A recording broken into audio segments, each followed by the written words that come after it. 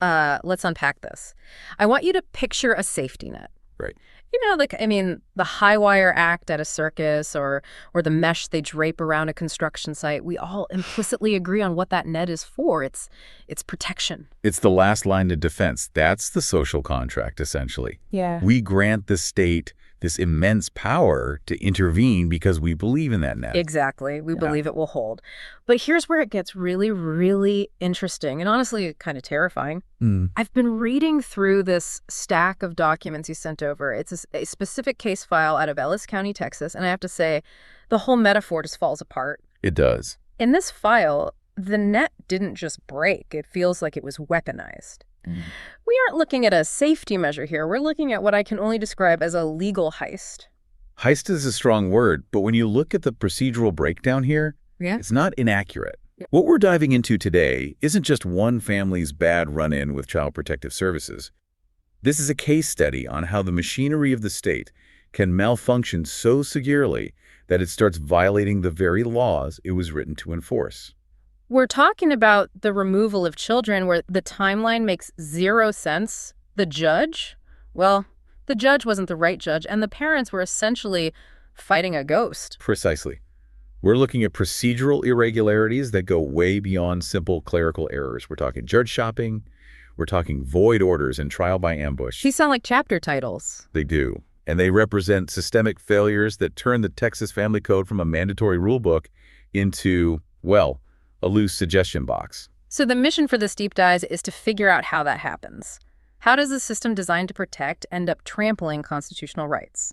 I want to start with the numbers, because when I first saw the timeline, I thought it was a typo. It jumps right off the page, doesn't it? I literally had to reread it 3 times. Yeah, The math doesn't add up. It does. Let's call this the 130-day paradox. Can you walk us through this setup? Because usually when we hear about CPS removing kids, we imagine chaos. A midnight emergency, flashing lights, immediate danger. Yes. And that is the legal standard for an emergency removal. It has to be immediate. The law is very clear on that. But in this case, the state CPS had been involved with and monitoring this family for exactly 130 days before they removed the children. 130 days. That's not a weekend. That's an entire summer vacation plus the first month of school. It's a full college semester, a significant chunk of a year. For 4.5 months, the kids are sleeping in their own beds. The parents are parenting. The family is going about its routine. Exactly. The state is watching, documenting, maybe even criticizing, but, and this is the key, they are not removing the children. Which implies there's no emergency, right? I mean, logically, if I see a house on fire, I don't wait 4 months to call 911. Your inaction proves there's no fire. And in the eyes of the law, this creates what we call a record of safety. A record of safety. I like that. By not acting for 130 days, the state is implicitly admitting day after day that there is no imminent threat to the life or limb of those children. Or they'd be negligent for waiting. Precisely. Their own patience proves the lack of an emergency. Okay, so we have 130 days of what we'll call status quo. Then we hit day 131, October 6th. What happens? Suddenly, the script flips completely. CPS declares an immediate emergency and moves to seize the children. Based on what? Did something catastrophic happen on the morning of day 131 that didn't happen on day 130? Did the house actually catch fire? That is the paradox. The file doesn't point to some new explosive event. It points to a shift in the state's patience, not the family's safety. That is just chilling. It sounds like they just got tired of waiting. But legally, can you even do that? Can you just wake up on a Friday and decide something you've watched for 4 months is suddenly a 5-alarm fire? Legally, no. The Texas law is extremely specific. To remove a child without a full adversary hearing, to just walk in and take them, you need a showing of immediate danger. It has to be now. It has to be urgent. It has to be now. It cannot be based on old news. So speculation of future harm doesn't count. You can't just say, well, we think something might happen eventually. It absolutely shouldn't count for an emergency removal. You cannot seize a citizen and a child as a citizen based on a guess. You need a present crisis. And by waiting 130 days, the state effectively proved there wasn't one. They did. When they screamed fire on day 131, they were trying to override the evidence of their own inaction. It feels like they manufactured a crisis because they couldn't find a real one. It's almost like they were fishing, didn't catch anything, and decided to just... To drain the lake instead. Exactly, drain the entire lake. That's a very apt analogy. And it leads us right to the next phase of this. Yeah. Because if you're going to pull a move like that, claiming an emergency after months of silence, You're on very shaky legal ground. Which means you better have a judge who is willing to buy it. Or at least a judge who won't ask too many questions. You want a fresh face, someone who just sees emergency stamped on the top of the folder. You want a fresh face. And this introduces the concept of judge shopping.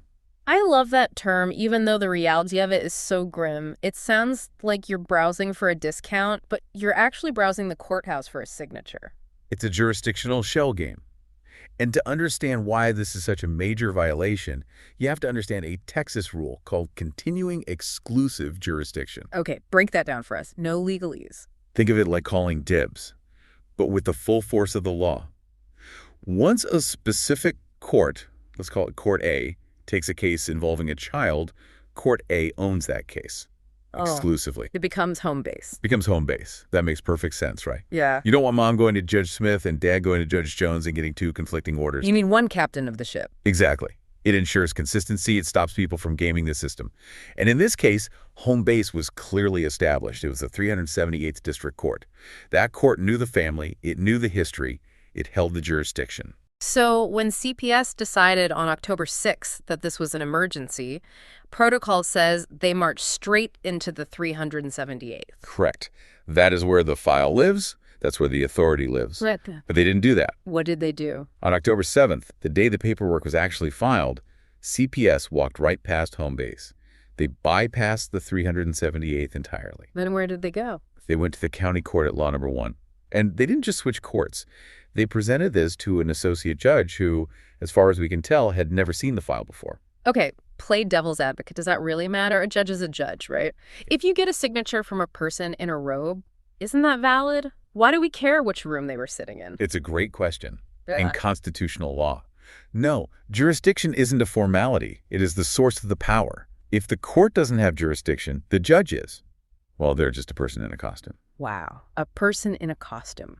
That really puts it in perspective. So this associate judge in the county court, they didn't have the authority to sign that removal order. Based on the principle of continuing exclusive jurisdiction resting with the 378th. No, they lacked the authority to issue that order. So they ghosted the judge who knew the case, found a stranger to sign the paperwork, and laundered the order through the wrong court. That is the textbook definition of judge shopping. And the legal result of that is something lawyers call void ab initio. Void ab initio. I saw that in the notes and it sounded serious. Void from the beginning. It is the most serious designation an order can have. It doesn't mean the order was just voidable, which implies it has a mistake we need to fix, like a typo.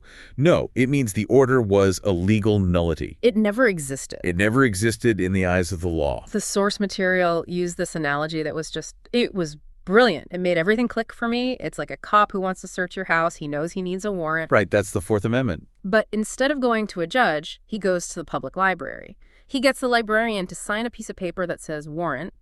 The librarian stamps it, it looks official, and the cop comes to your door and says, "Open up, I have a warrant." But he doesn't. He has a note from the librarian. And if he kicks down my door based on that note, he's not just following bad orders, he is breaking the law. That is the perfect analogy. It does not matter how official the paper looks or if it is a gold seal. If the person signing it does not have the jurisdiction, the authority to grant that power, the paper is worthless. But here's the tragedy. In this real-life case, they used that librarian's note to physically come and take children away from their parents. They did. The physical removal, the trauma, the separation was all executed on the authority of a void order. The parents in the source material call the order poisoned, and legally, they're right. You can't build a legal house on a foundation of sand. But can't the state just say, whoops, our bad, and get the right judge to sign it later, like a retroactive fix? No. This is one of the few areas where the law is rigid, and for a very good reason. You cannot retroactively grant a court power it didn't have at the moment of seizure. You can't fix the paperwork 5 days later. You can't, because the violation already happened. It's a bell you cannot unring. The seizure was either legal at the moment it happened or it wasn't. And if the order was void, the seizure was unconstitutional. We're talking Fourth Amendment stuff now. Unlawful seizure. Strictly Fourth Amendment. We usually think of that for police raids, but it applies to CPS too. If agents of the state enter your home and take your children without a valid order, that is an illegal seizure of a person. It's just It's incredible. And the hits just keep coming. We have the fake emergency, the judge shopping, the void order, and then we have source calls trial by ambush. Trial by ambush. It's a vivid term for a very specific and deliberate failure of due process. I feel like failure is putting it mild. This is keeping parents completely in the dark while their world is falling apart. Let's just look at the mechanics of notice. In Texas, if the state takes your children, the law says parents must receive written notice with specific warnings by the next business day. That seems fair. We have your kids. Here is why. Here is where you need to be to fight for them. It's not just fair. It's a constitutional requirement. Well, the stakes are infinitely high. You cannot sever the bond between parent and child in secret. but the family in this case claims that didn't happen. Correct. The record suggests they were not legally served. So now you have to imagine the scene. It's October 17th. There's a hearing about this so-called emergency removal. And the dad shows up, right? He appears at the hearing, but showing up isn't the same as being prepared. If you haven't been served, you don't know those specific allegations, you don't have the affidavits, you might not even know you're in the wrong court. That is the ambush. How on earth are you supposed to defend your family if you don't know the charges? It's like walking into a boxing match blindfolded. You can't. That's the whole point. Due process depends entirely on notice. You can't have a fair hearing if one side is hiding the ball. It denies you your right to a defense. It really feels like the state is treating the Texas Family Code like one of those terms and conditions boxes on a website. Right. You know, you just scroll to the bottom and click I agree without reading anything. They're treating the law as a formality to just skip past. It's a dangerous comparison, but it's accurate here. Yeah. The difference, of course, is that these aren't the terms for a software update. They are the literal constitutional rights of American citizens. They're the safeguards. They are the safeguards that stand between a family and the immense power of the government. And when the state starts treating those safeguards as optional, Then they're not protecting children. They're dismantling justice. When you enforce the law by breaking the law, you undermine the whole system. that's the fruit of the poisonous tree doctrine. If the trunk of the tree, the initial order, is poisoned because it's void, then every piece of fruit that grows from it is also poisoned. Every hearing, every ruling, all of it. You cannot get a just outcome from an unjust process. So where does this leave the family? We have a void order, missed deadlines, the wrong court. It's a tragedy. It is. And it connects to this broader theme of accountability. It raises the big question: who is watching the watchers? In Ellis County, the answer seems to be not enough people. We saw in the files there's a growing push for independent audits of these cases. And that's critical. We can't just assume that because an agency is called Child Protective Services, everything they do is inherently protective. This case proves their own paperwork can be a mess. It's terrifying that a void chain of events can just roll forward, crushing a family, because nobody paused to check the jurisdiction. It's like a train that jumped the tracks but just keeps speeding down the dirt. The danger is when this becomes standard practice. The law does not allow for oops when you are taking children. There's no margin for error when you are exercising the state's most terrifying power. The power to destroy a family. You know, we started this by talking about safety nets. And I think the takeaway here is that a safety net is only as good as the knots holding it together. And those knots are the laws, the due process, the jurisdiction, the timelines. Precisely. Those legal technicalities. They aren't just red tape. They are the structural integrity of the entire net. And if you cut those knots, if you bypass the judge, ignore the timeline, the net fails. It doesn't catch anyone. It just tangles them up. And when the net fails, because of the government's own negligence or manipulation, it is not an accident, it's an injustice. That is a lot to process, but it's a story that needs to be told. Absolutely. If we allow void ab initio orders to stand, we are setting a precedent that the law is optional for the state, but mandatory for the citizen. And that's a dangerous place to be. I want to leave you with one final thought to mull over. Forget the legal mechanics for a second. Think about the trust.